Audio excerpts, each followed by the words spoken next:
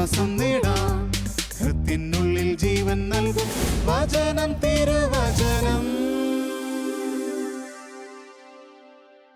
നമ്മുടെ വീടുകളിൽ ഇന്ന് പലപ്പോഴും വളരെ തമാശയായി അനുഭവപ്പെടുന്ന കൊച്ചുമക്കളുടെ കളിയും ചിരിയും അവരുടെ ഗോഷ്ഠികളുമൊക്കെ മാതാപിതാക്കൾ, സഹോദരങ്ങൾ നോക്കിയിരുന്ന് ആസ്വദിക്കും. കുഞ്ഞുങ്ങൾക്ക് കളിക്കാൻ എന്തുമാത്രം കളിപ്പാട്ടങ്ങൾ! ഡാഡിക്കും മമ്മിക്കും സ്നേഹിക്കാൻ സമയം തികയാത്തത് കൊണ്ടും വീട്ടിലായിരിക്കാൻ പലപ്പോഴും സാധിക്കാതെ വരുന്നത് കൊണ്ടും കൊടുക്കാൻ സാധിക്കാതെ പോകുന്ന സ്നേഹത്തിന് പകരം കളിപ്പാട്ടങ്ങളാണ് ഇന്ന് വിതരണം ചെയ്യുന്നത്. അങ്ങനെ കളിപ്പാട്ടങ്ങൾ കൊണ്ട് മടുക്കുന്ന കുഞ്ഞ് ചിലപ്പോഴെങ്കിലും ഡാഡിയോടും മമ്മിയോടും ഒരേപോലെ കെഞ്ചുന്ന ഒരു കാര്യമുണ്ട്: ഒരു കുഞ്ഞുവാവയെ തരാമോ? അവൻ ഈ കളിപ്പാട്ടങ്ങൾ കൊണ്ട് മടുത്തു. ഇതുകൊണ്ട് കളിക്കാനൊരു കൂട്ടു വേണമല്ലോ. അങ്ങനെ ഒരു കൂട്ടില്ലാത്തത് കൊണ്ടും അയൽവക്കത്തെ കുഞ്ഞുങ്ങളുടെ കൂടെ കളിച്ച് ചിരിച്ച് രസിക്കാൻ മമ്മി സമ്മതിക്കാത്തത് കൊണ്ടുമാണ് മുഷിച്ചൽ അനുഭവിക്കുന്ന അവൻ നേരെ ചോദിക്കുന്നത്: എനിക്കൊരു കുഞ്ഞുവാവയെ തരാമോ? ജോമോൻ്റെയും ആഗ്രഹം ഇതുതന്നെയായിരുന്നു. മമ്മി, ഒരു കുഞ്ഞുവാവയെ വേണം. മമ്മിക്ക് അവൻ്റെ ഈ അപേക്ഷ വളരെ പ്രധാനപ്പെട്ട ഹൃദയത്തിൻ്റെ അഭിലാഷമാണെന്ന് അറിയാമായിരുന്നു. കാത്തിരുന്നു, പരിശ്രമിച്ചു, പ്രാർത്ഥിച്ചു. അവസാനം ഒരു നല്ല ദിവസം ദൈവം ആ അനുഗ്രഹം ആ കുടുംബത്തിൽ ചൊരിഞ്ഞു. കുഞ്ഞുമോനെ വിളിച്ച് ഉമ്മ വെച്ചുകൊണ്ട് മമ്മി പറഞ്ഞു: എടാ മോനെ, നിനക്കൊരു കുഞ്ഞുവാവേനെ ഈശോ തന്നിട്ടുണ്ട് കേട്ടോ. അത് പറഞ്ഞു തീർന്നപ്പോഴേ അവൻ്റെ ക്ലാസ്സിലെ കൂട്ടുകാരോടെല്ലാം അവനത് വിളമ്പി. എനിക്കൊരു കുഞ്ഞുവാവേ ഈശോ തന്നു. രാവും പകലും ആ കൊച്ചു വീട്ടിൽ ഈ ഒരു ചിന്തയേ ഉള്ളൂ: വരാൻ പോകുന്ന കുഞ്ഞുവാവ. അവൻ എന്ത് സമ്മാനം കിട്ടിയാലും ജോമോന് ഒന്നേ പറയാനുള്ളൂ: മമ്മി, ഇത് സൂക്ഷിച്ചു വയ്ക്കണം കേട്ടോ, കുഞ്ഞുവാവയ്ക്ക് കൊടുക്കാനുള്ളതാ. എവിടെയെങ്കിലും മമ്മി ഒന്ന് അടങ്ങിയിരുന്നാൽ അന്നേരം അവൻ ഓടിച്ചെല്ലും കുഞ്ഞുവാവയോട് വർത്തമാനം പറയാൻ, കുഞ്ഞുവാവയെ തൊട്ട് തലോടാൻ. അങ്ങനെ ജനിക്കാത്ത കുഞ്ഞിനോട് അവൻ്റെ സ്നേഹം വളർന്നു വളർന്നു വന്നു. ഒരുപാട് വിശേഷങ്ങൾ അവന് ചോദിക്കാനുണ്ട് മമ്മിയോട്. മമ്മി ക്ഷമയോടെ അവന് ഒത്തിരി കാര്യങ്ങൾ പറഞ്ഞു കൊടുത്തു. കുഞ്ഞുവാവയെ ദൈവം തന്നെന്നും കുഞ്ഞുവാവ മമ്മിയുടെ വയറ്റിലുണ്ടെന്നും ആ വാവ വലുതായി വരുന്നെന്നൊക്കെ അവന് മനസ്സിലായി. കിട്ടുന്ന അറിവുകളൊക്കെ കൂട്ടുകാരുമായി അവൻ പങ്കുവയ്ക്കും. അങ്ങനെ ആ വീട്ടിൽ പുതുതായി വരുന്ന അതിഥിക്ക് വേണ്ടിയുള്ള ഒരുക്കങ്ങളാണ്. എല്ലാവരുടെയും ഹൃദയം ജനിക്കാത്ത കൊച്ചുമോൻ സ്വന്തമാക്കി കഴിഞ്ഞു. അവസാനം ഒരു നല്ല ദിവസം മമ്മിക്ക് വേദന തുടങ്ങി. വേദന കലശലായി വന്നപ്പോൾ ഡോക്ടറിൻ്റെ അടുക്കൽ ചെന്നു. ഇനിയും 1 മാസവും കൂടി കഴിയണം ശരിക്കുള്ള ഡേറ്റ് ആകാൻ. പക്ഷേ കുഞ്ഞിപ്പോൾ ജനിക്കും. അതിൻ്റെ ലക്ഷണങ്ങളെല്ലാം ഡോക്ടർ കണ്ടു കഴിഞ്ഞു. അതുകൊണ്ട് അവളെ ആശുപത്രിയിൽ കിടത്തി പ്രത്യേക മരുന്ന് കുത്തിവെച്ചു. കുഞ്ഞ് ജനിച്ചു. ജനിച്ച കുഞ്ഞിന് ജീവിക്കാനുള്ള ആരോഗ്യമില്ല. അതുകൊണ്ട് ആരെയും കാണിക്കാതെ ആ കുഞ്ഞിനെ ഒരു പ്രത്യേക മുറിയിലേക്ക് മാറ്റി. അവിടെ പ്രത്യേക രീതിയിലുള്ള ചികിത്സകൾ കൊടുക്കാനും ഓക്സിജൻ കൊടുക്കാനും ആ 1 മാസത്തെ വളർച്ചയും കൂടെ ആ കുഞ്ഞിന് കൊടുക്കാനുമൊക്കെയുള്ള പരിശ്രമങ്ങളിലാണ് നേഴ്സുമാരും ഡോക്ടറും. മമ്മിക്ക് മാത്രമേ കൊച്ചിൻ്റെ അടുത്ത് പോകാവൂ. അത് ദിവസത്തിൽ 4-5 പ്രാവശ്യം കുഞ്ഞിന് പാല് കൊടുക്കാൻ വേണ്ടി പ്രധാന നേഴ്സ് വന്ന് മമ്മിയെ കൊണ്ടുപോകും. വേറെ ആർക്കും കുഞ്ഞിൻ്റെ അടുക്കൽ കടക്കാൻ മേല. കുഞ്ഞിന് എന്തെങ്കിലും രോഗം വന്നാലോ, കുഞ്ഞിന് എന്തെങ്കിലും കുഴപ്പം വന്നാലോ, അതൊക്കെ കൊണ്ടാണ് ആരെയും കടത്താത്തത്. മമ്മി അങ്ങനെ കുഞ്ഞിന് പാല് കൊടുക്കാൻ ചെല്ലുമ്പോൾ തൻ്റെ കുഞ്ഞിനെ അടിമുടി ശ്രദ്ധിക്കും. ഓരോ ദിവസം കഴിയുമ്പോഴും കുഞ്ഞിൻ്റെ ആരോഗ്യനില വളരുന്നതിന് പകരം കുഞ്ഞ് ക്ഷീണിച്ചു വരികയാണ്. കരയാൻ പോലും അതിന് ശക്തിയില്ലാത്ത അവസ്ഥയായി. കൊച്ചു മരിച്ചു പോകുമെന്ന് മമ്മിക്ക് തീർച്ചയാണ്. ഒരു ദുഃഖമേ മമ്മിക്കുള്ളൂ: ദൈവം തന്ന കുഞ്ഞ്. ദൈവം എടുക്കുന്നെങ്കിൽ എടുത്തോട്ടെ. പക്ഷേ ഈ കുഞ്ഞിന് വേണ്ടി വർഷങ്ങളായിട്ട് കാത്തിരിക്കുന്ന ജോമോൻ, കുഞ്ഞുവാവയ്ക്ക് വേണ്ടി സമ്മാനങ്ങൾ ഒരുക്കിക്കൊണ്ടിരിക്കുന്ന കൊച്ചുമിടുക്കൻ, അവനെ ഒന്ന് കാണിച്ചിട്ട് ഈ കുഞ്ഞിനെ അവനൊന്ന് കൺകുളിർക്കെ കണ്ടിട്ട് മരിച്ചു പോണെങ്കിൽ പോട്ടെ. പക്ഷേ ഹെഡ് നേഴ്സ് അങ്ങോട്ട് അടുപ്പിക്കില്ല. എന്തൊക്കെ പറഞ്ഞാലും ഈ കൊച്ചുമോനെ ആ അകത്തൊന്ന് കയറ്റി, വേറെ കുഞ്ഞുങ്ങളാരും അവിടെ കിടപ്പില്ല, ഒന്ന് കയറ്റി കാണിക്കാൻ മമ്മി കെഞ്ചി പറഞ്ഞു. ചെവിക്കൊണ്ടില്ല. അപ്പോൾ പിന്നെ മമ്മിയുടേതായ പ്ലാനും പദ്ധതിയൊക്കെ ഉണ്ടാക്കാൻ തുടങ്ങി. ജോമോനുള്ളതിലേക്ക് ഏറ്റവും വലിയ പാൻസും ഏറ്റവും മുഴുത്ത ഷർട്ടും ഒക്കെ മമ്മി തേച്ച് വെച്ചു. അന്ന് കാലത്ത് മമ്മിക്ക് ആശുപത്രിയിൽ കുഞ്ഞിൻ്റെ അടുക്ക ചെല്ലണം. ആ സമയത്ത് ഈ മോനെ ഈ ഡ്രസ്സുമൊക്കെ ഇടിയിപ്പിച്ച് പറ്റുന്നിടത്തോളം ഒരു വലിയ ചെറുക്കനാക്കി മമ്മി കൂടെ കൊണ്ടുപോയി. ദൈവകൃപ, ഹെഡ് നേഴ്സ് അവിടെ ഇല്ലായിരുന്നു ആ നേരത്ത്. ആരുടെയും ശ്രദ്ധ ഇങ്ങോട്ട് ആകർഷിക്കാതെ മമ്മി മോനെയും കൊണ്ട് കുഞ്ഞ് കിടക്കുന്നിടത്തേക്ക് എത്തി. എന്നിട്ട് നേരത്തെ പരിശീലനം കൊടുത്തിരിക്കുന്നത് പോലെ ഒരു സ്റ്റൂളേൽ അവനെ ഇരുത്തി. മമ്മി കൊച്ചിനെ എടുത്തു. എന്നിട്ട് അവൻ്റെ മടിയിലേക്ക് വെച്ച് കൊടുത്തു.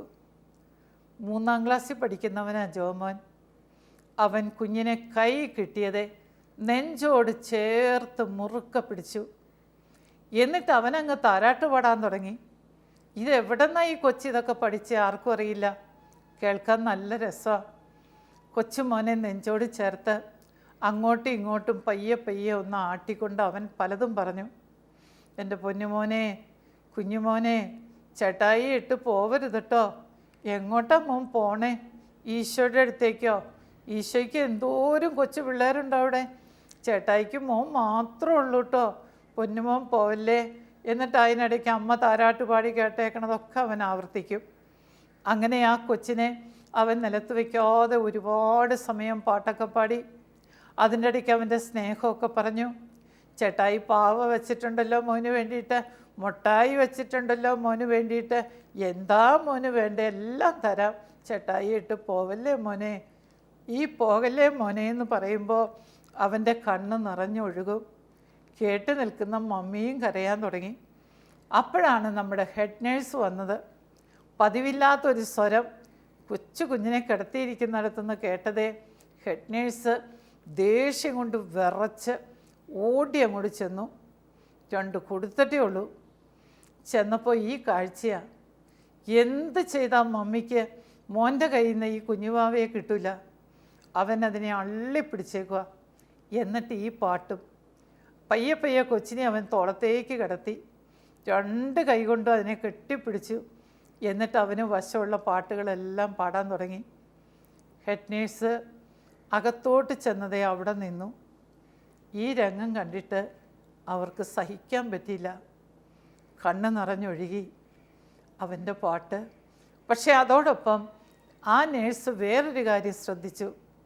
ശ്വാസം കിട്ടാൻ വിഷമിച്ചിരുന്ന കുഞ്ഞ്, നീല നിറമായി തുടങ്ങിയ കൊച്ച്, ദാ അവൻ്റെ തോളിൽ കിടക്കുന്നത് കണ്ടോ, എന്ത് കളറാ, നന്നായി ശ്വസിക്കുന്നു. ഇപ്പോൾ കണ്ട ഒരു കുഴപ്പവും തോന്നണില്ല. ചേട്ടായിയുടെ തോളോട് പറ്റി കിടന്നുകൊണ്ട് നല്ലപോലെ ശ്വസിക്കുന്ന ആ കുഞ്ഞ് ഉറങ്ങുക. അവൻ്റെ ആ കളറ് തിരിച്ചു കിട്ടി. സാധാരണ നോർമൽ കുഞ്ഞിൻ്റെ കളറ് ഇപ്പോൾ ആ കൊച്ചിനുണ്ട്. നേഴ്സിന് കാര്യം പിടികിട്ടി. ഈ ചേട്ടായിയുടെ സ്നേഹം ആ കുഞ്ഞിലേക്ക് കടന്നു ചെല്ലുക. ആ സ്നേഹമാണ് അവൻ്റെ ശരീരത്തിലെ ഒരുപാട് കാര്യങ്ങളെ ശരിയാക്കിയത്. അതുകൊണ്ട് ഒച്ചപ്പാടൊന്നും ഉണ്ടാക്കാതെ നേഴ്സ് പുറകോട്ട് വലിഞ്ഞു പോയി ഒരു ഗ്ലാസ് നല്ല മധുരമിട്ട് നാരങ്ങ വെള്ളം കൊണ്ടുവന്നു. എന്നിട്ട് കുഞ്ഞുമോനോട് പറഞ്ഞു, മോനെ, വാവയെ മമ്മിയുടെ കൈ കൊടുത്തിട്ട് മോൻ ഈ വെള്ളം കുടിക്കേ, എന്നിട്ട് പാട്ട് നിർത്തല്ലേ കേട്ടോ. ഇടയ്ക്കിടയ്ക്കിടയ്ക്ക് മോൻ വാവയെ എടുത്ത് ഇതേപോലെ തോളിൽ കിടത്തി പാട്ട് പാടണം. നമുക്കിത് തമാശയായി തോന്നും, പക്ഷേ അതൊരു ജീവൻ മരണ പ്രശ്നമായിരുന്നു. 4 ദിവസം ഈ മോനെ ആശുപത്രിയിൽ നിന്ന് വിട്ടില്ല. കുഞ്ഞുവാവയുടെ അടുക്കൽ മമ്മി പാല് കൊടുക്കാൻ പോകുമ്പോൾ ഇവനും പോകും. മമ്മി പാലൊക്കെ കൊടുത്തു കഴിയുമ്പോൾ ഇപ്പോൾ കൊച്ച് നല്ലപോലെ പാല് വലിച്ചു കുടിക്കും. വയറ് നിറഞ്ഞു കഴിയുമ്പോൾ ഇവൻ്റെ കയ്യിലേക്ക് കൊടുക്കും. തോളത്ത് കിടത്തി അവൻ സൃഷ്ടിച്ച ഒരുപാട് പാട്ടുകൾ ആ കൊച്ചുമോന് വേണ്ടി അവൻ പാടി. അങ്ങനെ ആ കുഞ്ഞ് 5-ാം ദിവസം ഹോസ്പിറ്റലിൽ നിന്ന് ഡിസ്ചാർജ് ചെയ്ത് വീട്ടിൽ വന്നു. ഇന്നും ചേട്ടായി കൊച്ചുമോനെയും കൊണ്ട് 6ാം ക്ലാസ്സിൽ പഠിക്കുന്നവൻ പലയിടത്തും ചുറ്റിക്കറങ്ങാറുണ്ട് ഈ പൊന്നുമോനെ ഒന്ന് കാണിച്ചു കൊടുക്കാൻ. ഒരാശുപത്രിയിൽ അധികം പേരും അറിയാതെ സംഭവിച്ച ഒരു ചെറിയ കാര്യം. ദൈവത്തിൻ്റെ ഏറ്റവും വലിയ സമ്മാനമാണ് ഒരു ശിശു. മാതാപിതാക്കളുടെ സ്നേഹം കൊണ്ട് കെട്ടിച്ചമച്ച വീട്ടിൽ അലങ്കാരമായി ദൈവം തരുന്ന ഏറ്റവും കമനീയമായ സമ്മാനം ഒരു മനുഷ്യക്കുഞ്ഞ്. അതിനെ എത്ര സ്നേഹത്തോടെ സ്വീകരിക്കാമോ അത്രയും സ്നേഹത്തോടെ സ്വീകരിച്ചേ മതിയാവൂ. അപ്പോൾ ദൈവം തരുന്ന ഒരു വലിയ സമ്മാനത്തിന് ഒരിക്കലും നമ്മൾ പ്രത്യുത്തരം നൽകുന്നതിന് പകരം തട്ടിമാറ്റാൻ നോക്കരുത്. എന്തുമാത്രം കുഞ്ഞുങ്ങളാ ഇന്ന് ഈ ഭൂമിയിലെ വെളിച്ചം കാണാൻ ഭാഗ്യം കിട്ടുന്നതിന് മുമ്പ് ഡാഡിയുടെയും മമ്മിയുടെയും മുഖം ഒന്ന് കണ്ട് സന്തോഷിക്കാൻ ഭാഗ്യം കിട്ടുന്നതിന് മുമ്പ് ഈ ലോകത്തിൽ നിന്ന് തൂത്തുവാരി ദൂരെ കളയുന്നത്. പ്രായമാകാതെ കല്യാണം കഴിക്കാതെ പഠിച്ചു നടക്കുന്ന കാലത്ത് ചില അബദ്ധങ്ങളിൽപ്പെട്ട് ഗർഭിണിയായതാണ് പോലും. കൂടെ കൊണ്ടുവന്നിരിക്കുന്നത് കൂട്ടുകാരിയാണ്. വീട്ടിലറിഞ്ഞാൽ അപ്പനും അമ്മയും കൊല്ലും. അതുകൊണ്ട് 7ാം ക്ലാസ്സിൽ പഠിക്കുന്ന ആ മകള് അവളെ ചതിച്ച് ഗർഭിണിയാക്കിയ ആ മനുഷ്യനെ പോലും അറിയിക്കാതെ തൻ്റെ ക്ലാസ്സിലൊരു കൂട്ടുകാരിയെയും വിളിച്ചുകൊണ്ട് അബോർഷൻ നടത്താനുള്ള ഡോക്ടറിൻ്റെ അടുക്കൽ വന്നിരിക്കുക. ഡോക്ടർ പറഞ്ഞു, ഞാൻ നടത്തിത്തരില്ല, എനിക്കിത് നടത്താൻ പറ്റില്ല. അതുകൊണ്ട് നിങ്ങൾ വീട്ടിൽ ചെന്ന് നിങ്ങളുടെ അപ്പനെയോ അമ്മയെയോ അല്ലെങ്കിൽ സ്വന്തത്തിൽപ്പെട്ട ആരെങ്കിലും പ്രായമായ ആളെ വിളിച്ചുകൊണ്ട് വരണം. അവരൊപ്പിട്ട് തരാമെങ്കിൽ ഞാൻ ഓപ്പറേഷൻ നടത്താം. ആ കുട്ടി പറഞ്ഞു, സാർ എന്താ പറയണേ, എൻ്റെ അപ്പനോ അമ്മയോ എൻ്റെ പ്രിയപ്പെട്ട ആരെങ്കിലും ഈ വിവരം അറിഞ്ഞാൽ കാരണമായ വ്യക്തിയെ അവർ കൊല്ലും. എനിക്ക് പിന്നെ ജീവിച്ചിട്ട് കാര്യമില്ല. അതുകൊണ്ട് അവരറിയാതെ ഞാൻ വന്നതാ. കൂട്ടുകാരി മാത്രമേ ഉള്ളൂ എനിക്ക്. സാറേ, ഇവിടെയുള്ള നേഴ്സുമാരും സാറും ഞങ്ങൾ 2 പേരും കൂടി അങ്ങ് ഒപ്പിട്ടാലോ? ഡോക്ടർ സമ്മതിച്ചില്ല. ഉടനെ അവൾ അടവ് മാറ്റി. സാറ് ഞങ്ങൾക്കിത് ചെയ്തു തന്നില്ലെങ്കിൽ നാളെ കാലത്ത് സാറിൻ്റെ ഈ ആശുപത്രി പറമ്പിലെ ഏതെങ്കിലും ഒരു മരത്തേൽ ഞാൻ കെട്ടിത്തൂങ്ങി ചാവും. ചാകുന്നതിന് മുമ്പ് ഞാൻ എഴുതി വയ്ക്കും, സാർ എന്നെ പീഡിപ്പിച്ചത് കൊണ്ടാണ് ഞാനിത് ചെയ്തതെന്ന്. ഡോക്ടർ വെട്ടിലായി. എന്താ അവളങ്ങനെ ചെയ്താൽ എന്ത് ചെയ്യും, എന്തുത്തരം പറയും? അങ്ങനെയാണ് ആ കുട്ടിക്ക് അബോർഷൻ നടത്തി കൊടുത്തത്. ഇന്ന് ഇത് സർവ്വസാധാരണമായ ഒരു കളിപ്പാട്ടം കൊണ്ട് കളിക്കുന്നത് പോലത്തെ ഒരു അനുഭവമാണ്. എന്തുമാകാം, എവിടെയുമാകാം. പരിശുദ്ധിക്ക് വിലയില്ല. ആൺകുട്ടിയും പെൺകുട്ടിയും ഒരുവിധം വിവരങ്ങളൊക്കെ ടി വിയിൽ നിന്നും മനസ്സിലാക്കുന്നുണ്ട്, കൂട്ടുകാരിൽ നിന്നും മനസ്സിലാകുന്നുണ്ട്. ഏതെങ്കിലും ഒരു ചുവട് പിഴച്ചാൽ അതിൽ നിന്നും വരുന്നതാണ് വിവാഹത്തിന് പുറമേയുള്ള ഒരു ഗർഭധാരണം. അതിനുള്ള പരിഹാരമുണ്ട്, അതങ്ങ് കളഞ്ഞേക്കണം, അത്രയല്ലേ ഉള്ളൂ. ഇന്ന് നല്ല കുടുംബത്തിൽ നിന്നുള്ള ചില ആൺകുട്ടികളെങ്കിലും പറയും, എൻ്റെ സിസ്റ്റർ, കന്യത്വം നഷ്ടപ്പെടാത്തൊരു പെൺകുട്ടിയെ ഭാര്യയായി കിട്ടുമെന്നൊരു പ്രതീക്ഷയില്ല. അങ്ങനെയാണ് ചുറ്റുപാടുകളിൽ കാണുന്നത്. അതുകൊണ്ട് ദൈവത്തിൻ്റെ വചനം കേൾക്കാൻ താല്പര്യപ്പെടുന്ന മാതാപിതാക്കളെ, ദൈവം ഒരു കുടുംബത്തിലേക്ക് തരുന്ന ഏറ്റവും കമനീയമായ ഏറ്റവും മനോഹരമായ സമ്മാനം ഒരു കുഞ്ഞാണെന്ന് മനസ്സിലാക്കൂ. പല അമ്മമാരും ക്ലാസ്സിന് വരുമ്പോൾ കൗൺസിലിങ്ങിന് വരുമ്പോഴൊക്കെ പറഞ്ഞു കേട്ടിട്ടുണ്ട്, എൻ്റെ അമ്മേ ആകെ 2 പിള്ളേരുണ്ട്, ഒന്നും ഗുണമില്ലമ്മേ, പഠിക്കില്ല, തമ്മിൽ വഴക്ക്, എന്തെല്ലാമാണോ അവരിവിടെ നിന്ന് ഇറങ്ങിയാൽ കൂട്ടുകൂടി ചെയ്യുന്നത്, കേട്ടാൽ നാണമാകുമേ, നാടോടുങ്ങുമ്പോൾ നടുവേ ഓടണ്ടേന്നും പറഞ്ഞ പിള്ളേരുടെ ബഹളം. ഞാൻ മടുത്തു. നന്നായി പഠിക്കുന്ന ഒരു കുഞ്ഞുണ്ടായിരുന്നെങ്കിൽ, ഒരു നല്ല ജോലിയുള്ള ഒരു കുഞ്ഞുണ്ടായിരുന്നെങ്കിൽ കുടുംബത്തിന് എന്തൊരു ഐശ്വര്യമായിരുന്നേനെ അമ്മേ. എന്ത് ചെയ്യും? ചിലരോടെങ്കിലും പ്രാർത്ഥിച്ചിട്ട് ഞാൻ ചോദിക്കാറുണ്ട്, അമ്മച്ചി, നിങ്ങളുടെ വിവാഹശേഷം അബോർഷൻ നടത്തിയിട്ടുണ്ടോ? അമ്മയോട് ആരാ പറഞ്ഞേ? എന്നോട് ആരെങ്കിലും പറയട്ടെ, നടത്തിയിട്ടുണ്ടോ? ഓ എൻ്റെ അമ്മേ, അത് അമ്മ എന്ന് ചോദിക്കുമെന്ന് ഓർത്തില്ല. അന്ന് അറിവില്ലായിരുന്നു, പിന്നെ ഒരു കുഞ്ഞങ്ങോട് കല്യാണം കഴിഞ്ഞ് ഒട്ടനെ ഗർഭിണിയായപ്പോൾ വീട്ടുകാരും കൂട്ടുകാരും ഒക്കെ എന്തു പറയൂ എന്നുള്ളൊരു നാണം കാരണം അതിനെ അങ്ങ് കളഞ്ഞു. പുള്ളിക്കാരനും സമ്മതമായിരുന്നു. അത് കഴിഞ്ഞപ്പോൾ ഇപ്പോഴത്തെ മോനുണ്ടായി. അതും കഴിഞ്ഞ് എൻ്റെ അമ്മയെ ഒരു വയസ്സാകുന്നതിന് മുമ്പ് വീണ്ടും ഗർഭിണിയായപ്പോൾ അതിനെ അങ്ങ് കളഞ്ഞു. അങ്ങനെ 4 പേരെ കളഞ്ഞു. 2 കുഞ്ഞുങ്ങളുണ്ട്. അപ്പം ഞാൻ ഇങ്ങനെയുള്ള അമ്മച്ചിമാരോട് ശാന്തമായി അവരുടെ മനസ്സിലേക്കൊരു ചോദ്യം ഇട്ട് കൊടുക്കും.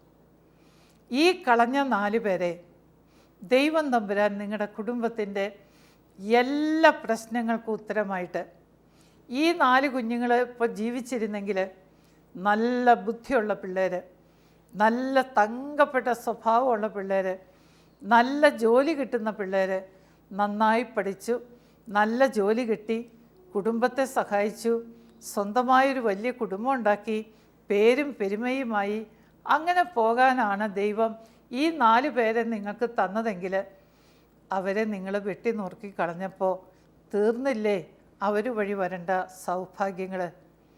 ദൈവത്തെ എന്തിനാ കുറ്റപ്പെടുത്തുന്നേ? നമുക്ക് ദൈവം തന്നതാ, നമ്മളത് ഉപയോഗിച്ചില്ല, നമ്മളത് നശിപ്പിച്ചു, നമുക്ക് വേണ്ടാന്ന് പറഞ്ഞു. വേണ്ടാന്ന് പറയുക മാത്രമല്ല, ചെയ്യാവുന്ന ദ്രോഹങ്ങൾ ചെയ്ത് ആ കുഞ്ഞുങ്ങളെ ഈ ലോകത്തിൽ നിന്നും പറഞ്ഞു വിട്ടു. ഇതിലും വലിയൊരു നന്ദികേടുണ്ടോ? ഇത് കേട്ട് കഴിയുമ്പോൾ ചിലരെങ്കിലും ഒരുപാട് കരയും, പലരുടെയും മുഖം വാടും. അത് പറയാതിരുന്നാൽ നല്ലതായിരുന്നു എന്ന് തോന്നിപ്പോകും. പക്ഷേ അറിയണ്ടേ. ആകയാൽ നിങ്ങൾ 139 സങ്കീർത്തനം സമയം കിട്ടുമ്പോൾ ശാന്തമായിരുന്നു വായിച്ചു നോക്കണം. 139 സങ്കീർത്തനം. എല്ലാം അറിയുന്ന ദൈവം എന്നാണ് അതിൻ്റെ തലക്കെട്ട്. അത് കുറേ ഇങ്ങോട്ട് വായിച്ചു വരുമ്പോൾ ഒരു 14ാമത്തെ വാചകമൊക്കെ ആകുമ്പോൾ ഈ ഭൂമിയുടെ നിഗൂഢതയിൽ വെച്ചാണ് ദൈവം ഓരോ മനുഷ്യ കുഞ്ഞിനെയും കോശത്തോട് ചേർത്ത് സൃഷ്ടിക്കുന്നത്. അവിടുത്തെ കരങ്ങളാണ് ആ കുഞ്ഞിനെ അമ്മയുടെ ഗർഭാശയത്തിലേക്ക് വെച്ച് കൊടുക്കുന്നത്. എന്നിട്ട് പരമപരിശുദ്ധമായ സൃഷ്ടികർമ്മം കഴിഞ്ഞ് 22ാം സങ്കീർത്തനത്തിൻ്റെ 9ഉം 10ഉം വാക്യങ്ങളിൽ നമ്മൾ വായിക്കും, അവിടുത്തെ കൈകളിലേക്കാണ് നമ്മൾ പിറന്നു വീഴുന്നത്. അമ്മിഞ്ഞപ്പാൽ നുകരാൻ അമ്മയുടെ മാറിടം ഒരുക്കി കൊടുക്കുന്നതും ഈ നല്ല ദൈവം തന്നെയാണ്. അതുകൊണ്ട് ആ സങ്കീർത്തകൻ പറയുന്നത്, മാതാവിൻ്റെ ഉദരം മുതൽ ദൈവമേ നീ എൻ്റെ ദൈവമാണെന്ന്.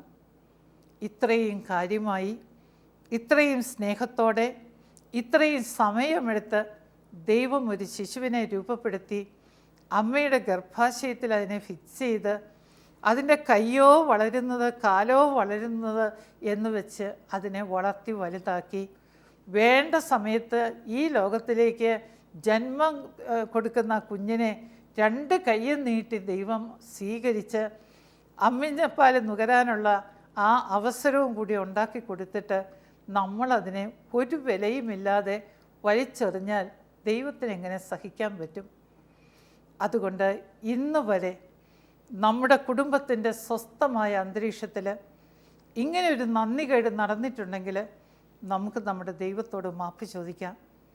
ഒരു കാരണവശാലും ദൈവം ഒരുക്കി, ദൈവം സ്നേഹിച്ച്, ദൈവം പേര് ചൊല്ലി വിളിക്കുന്ന ഒരു കുഞ്ഞിനെയും നമുക്ക് സമ്മാനമായി തരുമ്പോൾ വലിച്ചെറിയരുത്, വേദനിപ്പിക്കരുത്. സ്നേഹം കൊടുക്കുന്നതിന് പകരം അതിനെ നൊമ്പരപ്പെടുത്തി മുറിവാക്കരുത്. അങ്ങനെയാക്കിയാൽ അത് ദൈവത്തെ വളരെയേറെ വേദനിപ്പിക്കും. അപ്പോൾ എൻ്റെ കുടുംബത്തിൻ്റെ പരിശുദ്ധമായ അന്തരീക്ഷത്തിൽ എൻ്റെ ദൈവം എനിക്ക് തരുന്ന എൻ്റെ മക്കൾ അവർ സന്തോഷമായിട്ട് വളരട്ടെ.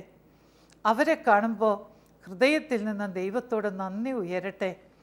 അവർ ഉദരത്തിൽ അനങ്ങാൻ തുടങ്ങുമ്പോഴേ നമുക്കറിയാലോ, ആ നിമിഷം മുതൽ ആ കുഞ്ഞുങ്ങളെ സമർപ്പിച്ച് പ്രാർത്ഥിക്കാൻ ശ്രദ്ധിക്കുക. അവരുടെ മേൽ കൈവച്ചുകൊണ്ട് അവരോട് സംസാരിക്കാൻ ശ്രദ്ധിക്കുക. ഞാനൊരിക്കൽ വിദഗ്ധനായൊരു ഡോക്ടർ കുഞ്ഞുങ്ങളെക്കുറിച്ചൊക്കെ സംസാരിക്കുന്നത് കേൾക്കാനിടയായി. അദ്ദേഹം ചോദിച്ചു, നിങ്ങളിൽ ആർക്കെങ്കിലും പറയാമോ എന്തുകൊണ്ടാണ് ഒരു ജനിച്ചു വീഴുന്ന കുഞ്ഞ് ഏറ്റവും ആദ്യം അപ്പൻ്റെയും അമ്മയുടെയും മുഖം തിരിച്ചറിയുന്നത്. ഞങ്ങൾ പലതുമൊക്കെ പറഞ്ഞു നോക്കി, അതല്ലായിരുന്നു ശരി. ഡോക്ടർ പറഞ്ഞു, ഒരു കുഞ്ഞ് ഗർഭാശയത്തിൽ 5 മാസം വളർച്ചയാകുമ്പോഴേ ഈ ലോകത്തിലെ സ്വരങ്ങളും ഈ ലോകത്തിലെ കാര്യങ്ങളും കൊച്ചിന് ഗ്രഹിക്കാൻ പറ്റും. ആ സമയത്ത് ഈ കുഞ്ഞിനോട് ഏറ്റവും അധികം സംസാരിക്കുന്നത് ഡാഡിയും മമ്മിയാണ്. വയറ്റത്ത് കൈവച്ചുകൊണ്ട്, കുഞ്ഞിനെ സ്പർശിച്ചുകൊണ്ട്, കുഞ്ഞിന് കേൾക്കാവുന്ന സ്വരത്തിൽ അവർ പറയുന്നതൊക്കെ കൊച്ചു കേൾക്കുന്നുണ്ട്. ആ വയറ്റത്തേക്ക് കൈവയ്ക്കുമ്പോഴേ കൊച്ചു പിടച്ച് കൈയുടെ അടിയിലെത്തിക്കഴിഞ്ഞു. ആ കൈ അല്പം മാറ്റിവെച്ചാൽ കൊച്ച് അവിടെയും എത്തിക്കഴിഞ്ഞു. അപ്പോൾ അങ്ങനെ വികാരങ്ങൾ രൂപം കൊള്ളുന്ന ആ സമയത്ത് ഡാഡിയും മമ്മിയും ഒരുപാട് കാര്യങ്ങൾ ഈ കുഞ്ഞിനോട് പറഞ്ഞിട്ടുള്ളത് കൊണ്ടാണ് ജനിച്ചു വീഴുമ്പോൾ അവരുടെ സ്വരം ഈ കൊച്ചിന് പെട്ടെന്ന് മനസ്സിലാകുന്നത്. അതുകൊണ്ടാണ് അവരുടെ മുഖം കുഞ്ഞ് പെട്ടെന്ന് തിരിച്ചറിയുന്നത്. ഏതെങ്കിലും കുടുംബത്ത് ഒരു കുഞ്ഞിനെയും കൂടെ ദൈവം തന്ന വലിയ അനുഭവം, അത്ഭുതം നടന്നിട്ടുണ്ടെങ്കിൽ ആ കുടുംബത്തിലെ മാതാപിതാക്കളോട് ഞാൻ പറയുക, നിങ്ങളുടെ കുഞ്ഞിനോട് ഇഷ്ടം പോലെ ഇരുന്ന് വർത്തമാനം പറ. ആ അമ്മയുടെ വയറ്റത്ത് കൈവച്ച് ആ സ്നേഹം കുഞ്ഞിന് പകർന്നു കൊടുക്കുക. ആ സമയത്ത് നിങ്ങളുടെ കളിയും ചിരിയും, നിങ്ങളുടെ കൊഞ്ചിക്കലും, നിങ്ങളുടെ ഓമനിക്കലും ഒക്കെ കൊച്ചു കേൾക്കട്ടെ. ജനിച്ചു കഴിഞ്ഞാൽ നിങ്ങളുടെ മുഖമായിരിക്കും കുഞ്ഞിന് ഏറ്റവും പ്രിയപ്പെട്ട മുഖം. ആകയാൽ സ്നേഹമുള്ളവരെ, ദൈവം തരുന്ന ദാനമാണ് ഒരു കുഞ്ഞ്. നമുക്ക് ആ കുഞ്ഞിന് വേണ്ടി കാത്തിരിക്കാം. ദൈവം തന്നു കഴിഞ്ഞ ദാനമാണെങ്കിൽ നമുക്കതിനെ സ്നേഹിക്കാം. നമ്മുടെ കസ്റ്റഡിയിൽ ഈ കുഞ്ഞിനെ കിട്ടുമ്പോൾ മുതൽ ഒരു വലിയ നിധി പോലെ നമുക്ക് ആ കുഞ്ഞിനെ കരുതാം. അതിൻ്റെ ശാരീരിക, മാനസിക, വൈകാരിക വളർച്ചകൾക്ക് നമുക്ക് കൂട്ടുനിൽക്കാം. ഒരിക്കലും നമ്മുടെ സ്നേഹമില്ലായ്മ കൊണ്ടും നമ്മുടെ കരുതലില്ലായ്മ കൊണ്ടും നമ്മുടെ കുഞ്ഞ് വേദനിക്കരുത്. അതിന് അംഗവൈകല്യം വരരുത്. അതിൻ്റെ ബുദ്ധി മങ്ങിപ്പോകരുത്. അങ്ങനെ തമ്പുരാൻ തന്ന മക്കൾ ദൈവത്തിൻ്റെ വലിയ അത്ഭുതങ്ങളായി നമ്മുടെ കുടുംബത്തോടി നടക്കുമ്പോൾ, സ്നേഹം പങ്കുവെക്കുമ്പോൾ ആ കുടുംബത്തിന് എങ്ങനെ തകർന്നു പോകാൻ പറ്റും? മക്കളെ തന്ന ദൈവത്തെ നന്ദിയാൽ സ്തുതിക്കൂ. മക്കൾക്ക് വേണ്ടി ആത്മാർത്ഥമായി പ്രാർത്ഥിക്കൂ. മാതാപിതാക്കൾക്ക് വേണ്ടി പ്രാർത്ഥിക്കാൻ നിഷ്കളങ്കരായ കുഞ്ഞുങ്ങളെ പഠിപ്പിക്കൂ. അങ്ങനെ നിങ്ങളുടെ കുടുംബം ഒരുമിച്ച് ചിരിക്കുന്ന, വർത്തമാനം പറയുന്ന, കളി തമാശകളിൽ ഇടപെടുന്ന ഒരു കൊച്ചു സ്വർഗമായി മാറട്ടെ. നമ്മുടെ കുടുംബത്തിലെ ഒരു വലിയ ഒരുക്കം ഇതായിത്തീരട്ടെ. നമുക്കും സന്തോഷിച്ച്, ആനന്ദിച്ച്, നന്ദി പറഞ്ഞ് ദൈവത്തിൻ്റെ കൃപ എന്നും നിഴലിക്കുന്ന ഈ ഒരു ഭവനം നമ്മുടേതായി ദൈവത്തിന് സമർപ്പിക്കാം. ദൈവം നിങ്ങളെയും നിങ്ങളുടെ പ്രിയപ്പെട്ടവരെയും നിങ്ങളുടെ കുഞ്ഞുമക്കളെയും അനുഗ്രഹിക്കട്ടെ. ആമേൻ.